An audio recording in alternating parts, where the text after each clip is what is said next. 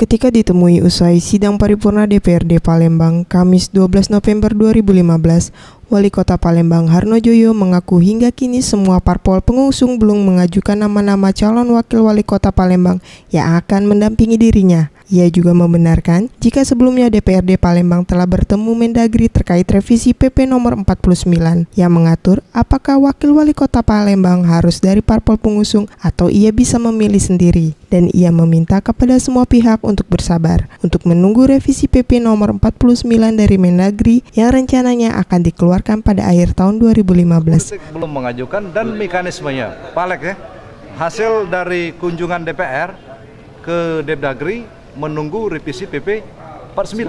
Yeah. Jadi menunggu itu. Jadi kita tunggu dulu revisi PP 9. Sekarang ini kita tidak tahu. Ada Undang-Undang Nomor 8 Tahun 2015, ya, ada PP 49.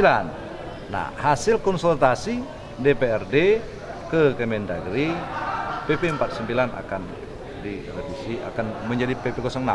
Artinya itu kita tunggu. Mega Dwi Handayani, Rizky Hidayat, Sriwijaya TV.